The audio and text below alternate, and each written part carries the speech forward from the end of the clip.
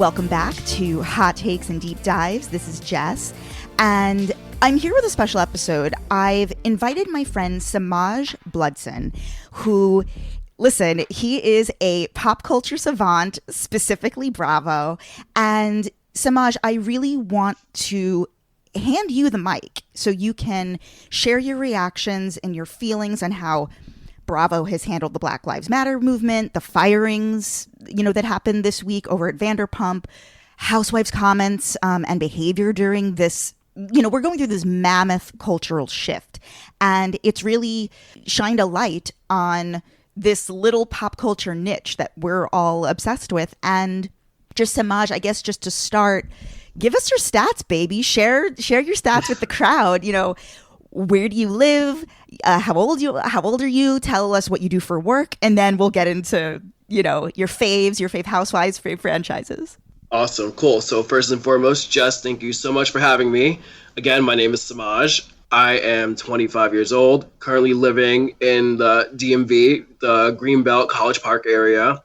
What are your favorite housewife franchises? Your favorite housewives in general, your favorite people on Bravo, and also beyond that, like who do you love, music wise, pretend we're on a date getting to know each other. Okay, so my first step into Bravo was really the Housewives, Orange County.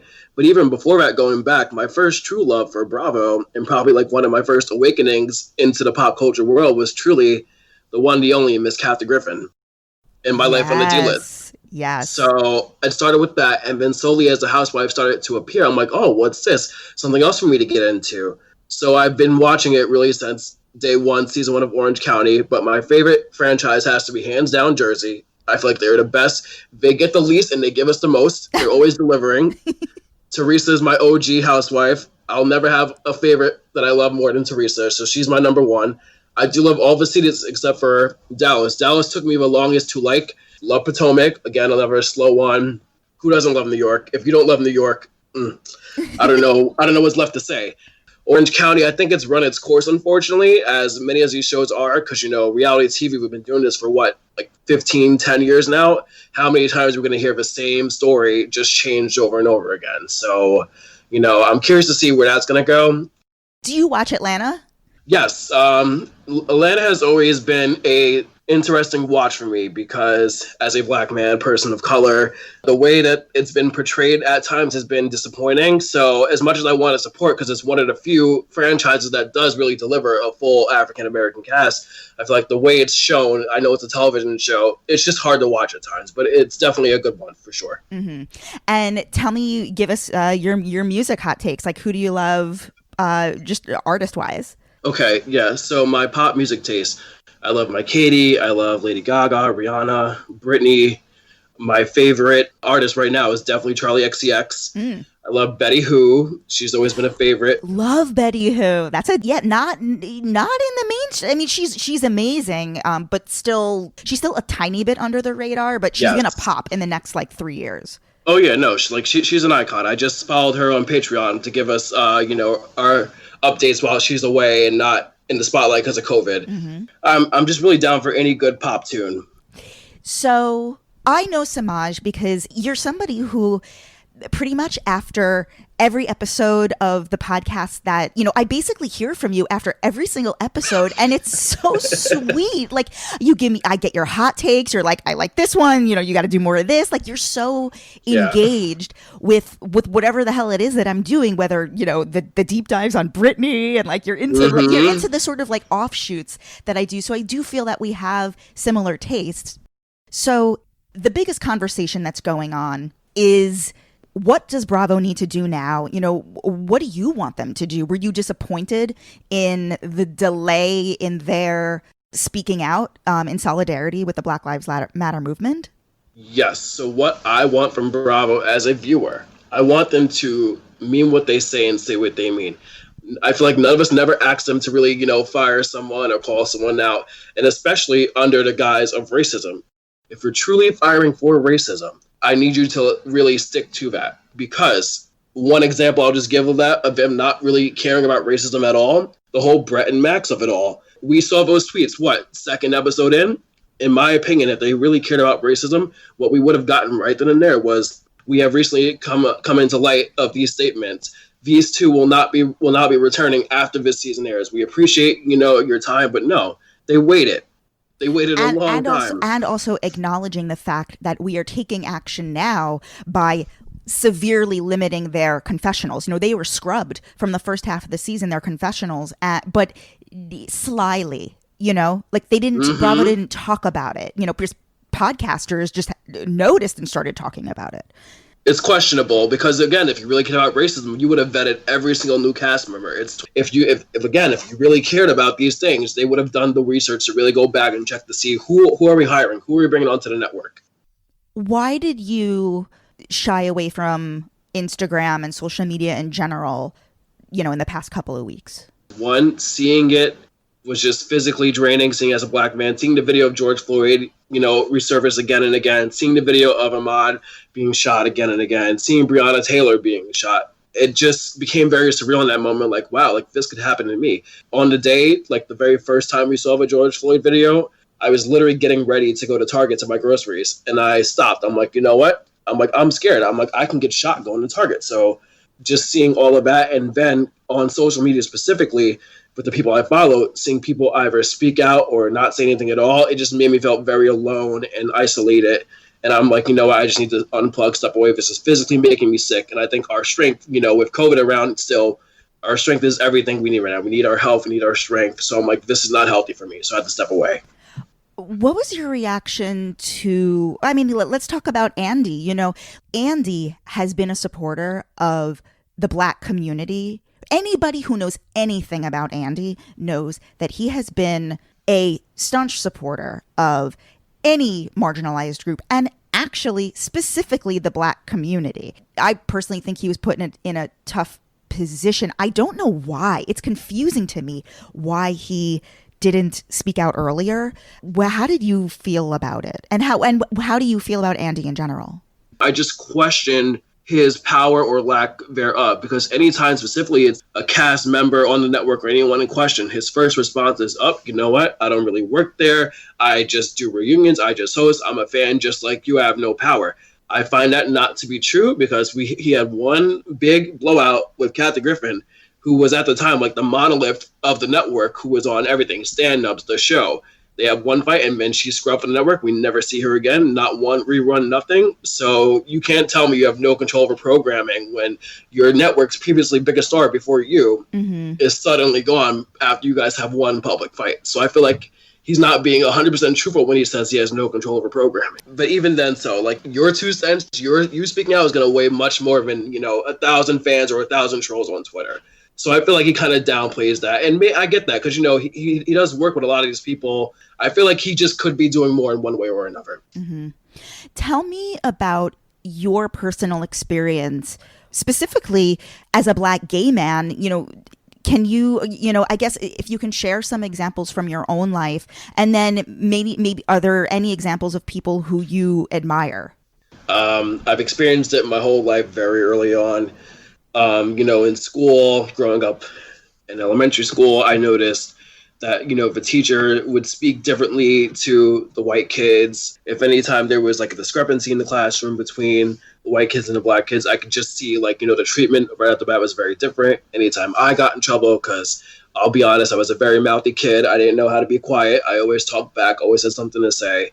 I would get in-school suspension. Meanwhile, the kid next to me who does it gets, oh, Johnny, don't do that. Don't say that. So especially in the school system, I've seen that. And then socially, me being a Housewives fan, being a Bravo fan, that's majority a white female demographic of a certain age, and then, gay men, but probably like majority white gay men. Like at events, you can see like, I'll get like a look or say like, oh, like, we don't see that often. So it's there sometimes, direct, sometimes indirect, but it's definitely something I've experienced throughout my whole time. The one instance that sticks out to me throughout my years is one time I was literally putting the key in the front door to my house, and I had the wrong key. So I was like thinking, okay, is the door broken? So I'm like shaking the door, and a cop car drives by, and he's like, is there a problem? I'm like, no, I just have the wrong key. Like, I live here. He's like, okay, just making sure.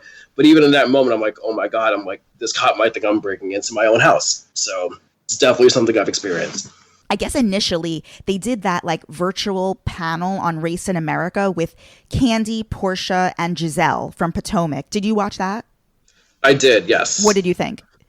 So while it's great that they're doing it and they're having these conversations, I was just a little skeptical of the choice of Porsha, given her own issues with credibility in the past and her own scandals. So there could have been like more experts on it. And I get, you want to have people from your network use the people in your house. But the conversations that were had were definitely good. They were informative. Andy seemed to be listening and wanting to learn. And I feel like that's what's important. That's the one thing I'm now focusing on. People who actually want to listen, people who want to learn, people who just generally are showing in some way or another that they want to get it right. And again, I'm glad we're doing it. It's about time because, again, if Bravo really is about trying to change, this is definitely a great way to do it. In this time, who has been most surprising to you, like either in their words or their actions, and also who's been the most disappointing within this Bravo cinematic universe? Most surprising and most supportive will definitely have to go to Katie Maloney. So the day before, I think, I was DMing her because she's actually very responsive. You just kind of sit there and talk to her. I said, Katie, I really appreciate you using your platform to speak out. This makes me feel seen and heard. And she said, absolutely. She's like, this is important. I will continue to fight for it. And then a week later, her profile picture is literally the Black Lives Matter logo. So I was very pleased to see that she actually followed through and is still continuing to this day to post. And then also Loverboy. They've been phenomenal. Even back in COVID, when they put out their new product, they gave 100% of proceeds to the Bartenders Guild. And again, me being in the service industry, that means a lot. And then last weekend, they relaunched one of their products, gave 100% to Black Lives Matter. And then this week, again, they launched a Pride t-shirt, and the proceeds from that are going to go to a Black Trans Foundation, specifically to help Black trans people. Amazing. So Kyle, Carl, and Amanda, they have been unbelievable. Yes, the Summer House crew. Yes. Wow, I didn't even know that. Oh yeah, no, Summer House. They're definitely going to come out on top. This is their time to shine for sure. And then I've been disappointed. I will say, I'd say I'm disappointed in some of our fellow Bravo podcasters. A lot of them do have big platforms, but some of them have said nothing. So to me, that equates to like, if you're supposed to be like, our friends, our supporters, supposed to be in this with us, why have you not used your large platform to even take 1 second to acknowledge or mention? Like, why have you just gone on business as usual as if the whole world is not falling apart? Like, you talk about COVID, talk about anything else, but again, this is a very important issue, and now we suddenly have nothing to say. It's just been concerning. Let's discuss the firings. To kick off, had you been following this story, these allegations with Faith, Stassi, Kristen all along? And I mean, obviously you're a huge Vanderpump fan. What had you been thinking all along? What has been your feeling that they have never had a Black cast member with the exception of Faith, who lasted only a season? And just in general, the fact that they can't find a single Black server they do have Black servers at these restaurants, but they won't put them on camera. No gay staff members on the show. So one thing I really do want to hit on very quickly is a lot of people do say that Faith was the only Black cast member. Are we all forgetting Tina McDowell from season 1 and 2, who was on there, very present, very prominent. She was a server. She was friends with Sheena. She was in the mix. I feel like everyone forgets Tina. And I feel like that's also a part of the problem. Like, how are we going to forget someone who was literally on camera for basically seasons 1 through 3?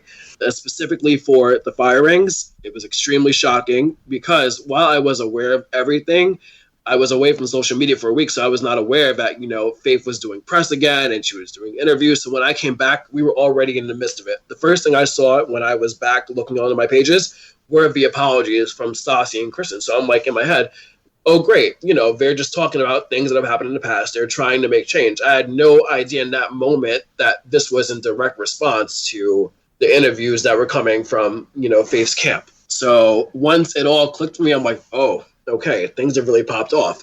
So I had to sit back and I'm like, okay, well, hopefully someone will give them a chance to speak about this publicly. Maybe they'll all sit down. And then within hours, we see the statement from the Bravo Instagram account, which is like, wow, this is real. It just felt very, very surreal seeing it from Bravo TV's Instagram account. Do I think these firings were the right way to go? I would say yes, but again, I believe Bravo's intentions for firing them is not what they say it's for. If we're really standing up for racism, again, tracking back to the Brett and Max thing, we would have gotten something sooner.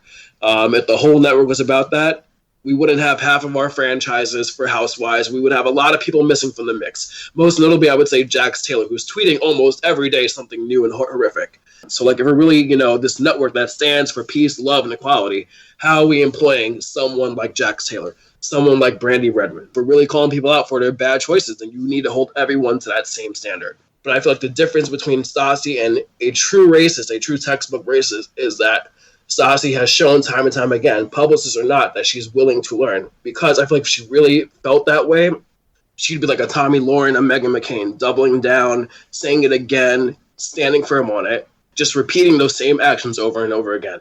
And I feel like she has not done that. I feel like anytime there's been an incident or an issue, either she's directly apologized or she's had her team apologize. And I feel like she just genuinely wants to learn. I've actually met her a couple times, and every time I met her, she's been nothing but sweet to me.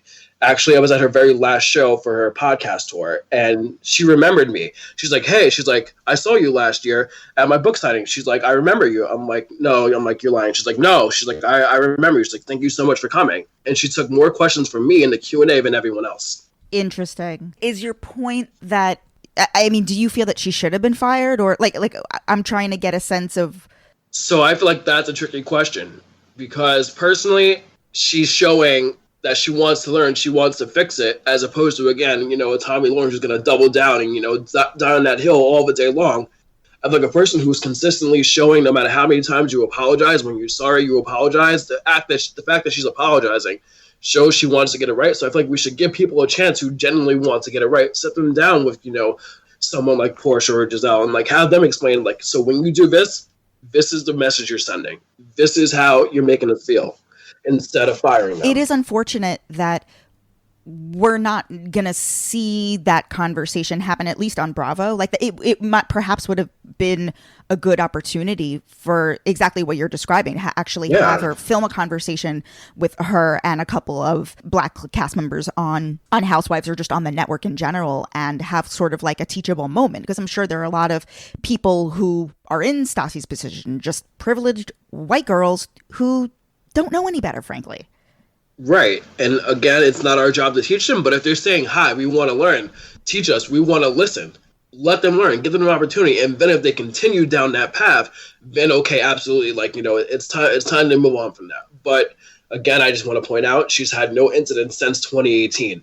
She's been learning, she's been growing, in my opinion. I started listening to her podcast, Straight Up with Stassi, back in August of 2019, and I can tell you, I've listened to every episode since I started listening, which was late August. I've never once heard any type of discriminatory or racial comments. She's always preaching inclusion, love, herself, how she's always growing and changing as a person. She's always preaching about her love for Meghan Markle. So again, me being who I am, I feel like I'm an empathic person. I feel like I can tell when people are genuine pieces of shit. And I've never really gotten that vibe from Stassi. I feel like I would just know, if someone's a bad person, I feel like people are smart. People can tell. And I feel like if anything, Stassi just generally doesn't know better. And I think she really does want to learn. So I think for people who want to learn, we should give them that chance. What do you think about Kelly Dodd's statements? And the general existence of Kelly Dodd on your beloved OC, which frankly, it's honestly the only franchise which I do not watch. It is the only one that I do not watch. I cannot stomach these women. and so I just flat out don't watch it. I understand. OC is definitely an acquired taste. I think I got into it because, they were the first ones, so they kind of laid the framework for all of us for what was to come. So I think I just follow along, and then as the players knew what to do, they figured out that the game that they were playing and how to do it, it really became, the monolith that it is. And the Kelly Dodd of it all. So I'm just confused by her. She just concerns me. She makes me nervous. I truly wonder, is she this person all the time, or is she always just on and looking for her next moment, looking for something to parlay into next season? Is she always in her mind filming? Is the camera always on for her, or is she just really a horrible person? I really don't know what to make of her. She's good TV, but she's not that good TV, so there's always someone to replace her.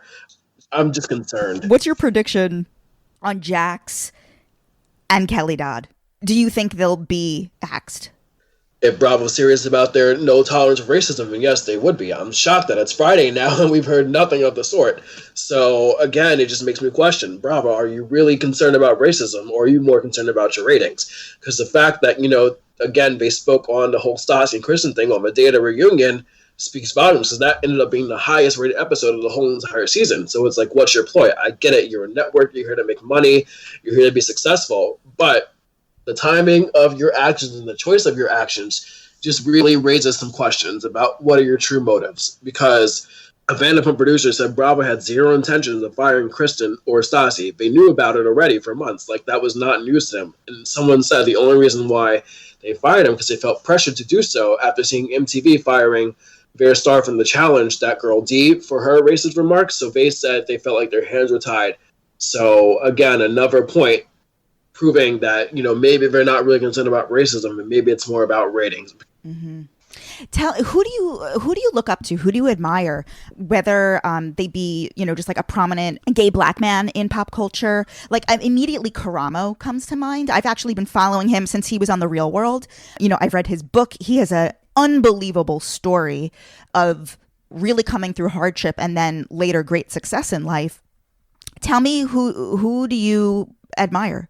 One person I admire is, again, my OG, my fave, Teresa. Her story is definitely, one that we don't see every day. This is a woman who seemingly had everything and then seemingly overnight completely stripped from her.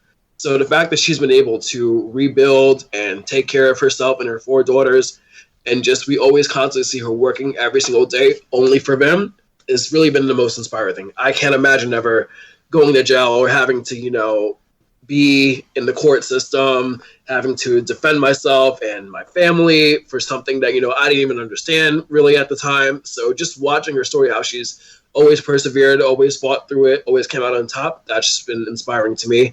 Mm-hmm. And what about any men out there that you really admire? Not really. I'm not gonna lie. Let's be honest. Men not and their really. track record are not the cleanest. It's not the smoothest. I guess Andy, because again of what he's created for himself and like the little niche he's carved out in the pop culture landscape. There are now international Housewives franchises. So the fact that he took his little passion, for stories and real women and turned it into a business is inspiring. And then again, him being also a gay man and him being not your textbook straight white male and being able to carve out that space for himself was just inspiring to me as a young person in that world growing up. Mm-hmm. Semajh, I really love chatting with you. Is there anything else that you want to talk about? Specifically in relation to the Stassi situation, give the girl a chance. She's not doubling down. She's not saying these things over again. We really haven't had an incident since 2018. So it's really been 2 years where she's figured some stuff out. She's grown. She's developed. Let's hear her out. Should she have been fired? That's for the network to really comment on. But I personally believe that Stassi is not this person that everyone has been trying to make her out to be in the last 6 weeks. And we need to look at Lisa Vanderpump too, because you always say, "Oh, my restaurants. We're in West Hollywood. I have gay people. I have black people. I have trans people. Where are they? You've been on TV for 7 years. Where are they?" That's all I want to know. I guess let me get a quick hot take from you. While we're sort of in the Beverly Hills realm, what are you thinking of Garcelle so far? So I think she's a great addition. She definitely, checks the books. She's pretty, she's successful, she's famous, and she knows how to play the game. She knows how to, throw in that shady comment. She knows how to serve the side eye, and she knows how to get in the mix. Although, one thing I don't like, and I feel like Beverly Hills a lot specifically encourages, because, the Hollywood version, they're like, the La La Land type of thing. Since everyone's always working, I feel like they're too lenient with them not being around to film because, they had a project, they had a movie. We want you all to be here. Like, we want to see you here all the time. We want to see you involved and present. So I literally made this exact point on my episode with Ryan Bailey. I literally said the same thing. Like, I'm sorry, you need to be here. Yeah. You want to hear something interesting? Because, Garcelle is the first black woman on Real Housewives of Beverly Hills. Yes. I interviewed Heather Thompson and holla. And when we were done, she didn't say it during the interview. Heather Thompson told me that she was trying to get Vivica Fox on Roni. And that she was really lobbying for Vivica Fox, but it just didn't happen. Interesting. Because think about it. New York is the most diverse city in the world. Absolutely.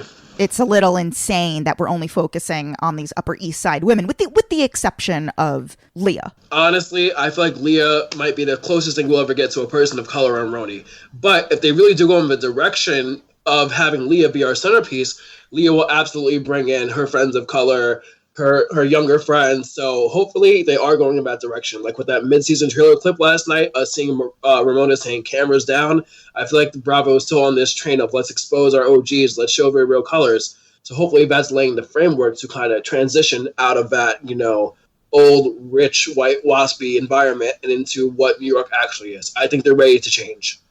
I love it. Semajh, where can if people want to chat with you online, tell everyone where they can find you. Okay, so on Instagram, it is Semajh with an H. That's Semaj, and then like the phrase with an H. And then on Twitter, you can find me at SemajhXCX. This has been so fun. I think it's super interesting that you are literally defending Stassi. So this is like yeah. This is an interesting take. You know what? I stick up for my friends. I fight for what I believe in, and I feel like people who are asking for a chance, give them that chance. Mm-hmm. Guys, I want you to follow Semajh, chat with him, DM him. The boy loves an Instagram DM. Yeah, I do. You can follow me, Jess XNYC. Follow the show account, Hot Takes Deep Dives. And we'll see you soon. Thanks, guys.